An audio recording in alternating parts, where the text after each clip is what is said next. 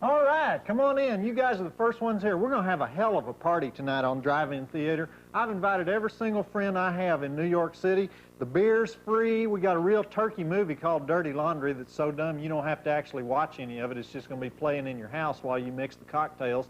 And when that movie's over, it'll be 1989.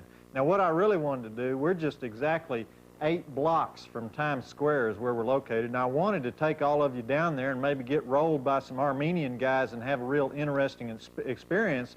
But the high sheriffs here at the movie channel, they said, no, it costs too much money. And so they canned that idea, and about all I could get them to spring for was some Doritos. Tried to get them to let me have a naked girl pop out of a cake at midnight. We got 12, 13 girls that work at the movie channel that have been begging for the chance to do that, but they said, no way, Jose, because it violates the movie channel policy that we never interrupt the movie for any reason. And the movie starts at 11 Eastern time, so that was great planning, wasn't it? So basically, we're about in the same position you are. If you're sitting there at home watching this show at 11 o'clock on New Year's Eve, then you're kind of low down in the date department too, aren't you? Real hard to find a girl in New York City that'll come down to a dark studio on New Year's Eve, but I'm sure they'll be showing up any minute now. Lots of girls, lots of guys. We're going to have a party.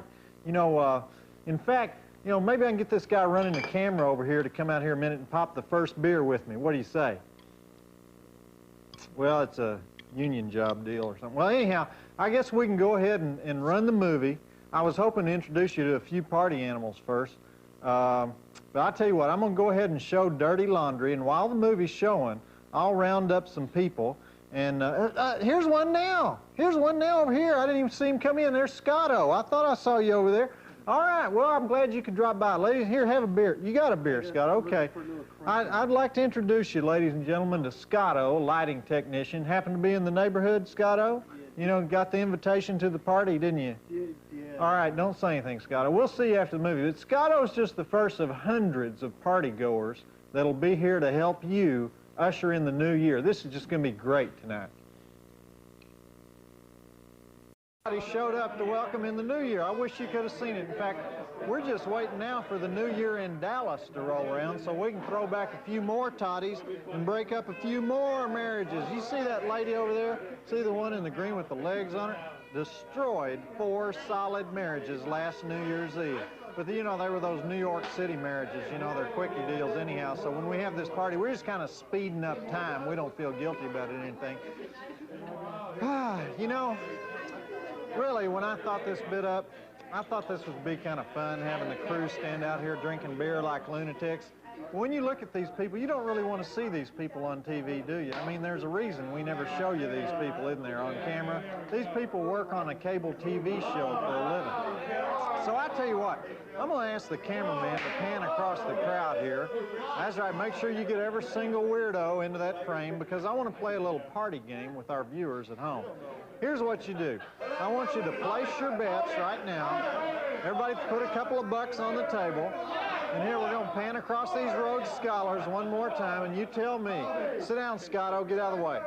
All right, which of these guys is the actual producer of Drive-In Theater? Put your money in the kitty. All right, is it this guy? Or is it, no, that's Scotto. Keep going. It's not that guy. Is it that guy? Is he the actual producer of Drive-In Theater? Keep that pan going.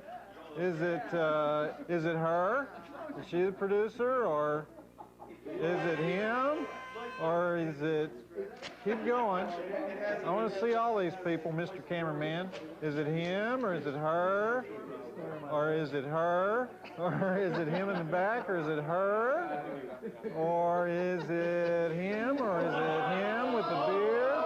Or there's a guy back there with the thing up there. He is. Is it him? All right, so place your bets 1 through 10. And now, I'm going to tell you the answer. What you really want to know, yes, it's this man right here. This man is in charge of Drive-In Theater. Now, don't touch the shirt, Phil, please. God, I'm sorry. Now, tell me the truth. Would you actually watch Drive-In Theater if you knew that this man was putting the show on every month? Fortunately, we only show this guy at 1 a.m. on New Year's Eve when nobody can remember what they saw the next morning. And that's another year of Drive-In Theater. I tell you what, guys, I want you to do something for me. On the count of 3, I want you, everybody, to say, the drive-in will never die. All right, can you do that? Right. 1, 2, 3. Driving will never die. Woo! I'm Joe Bob Briggs. That's why they call this cable TV.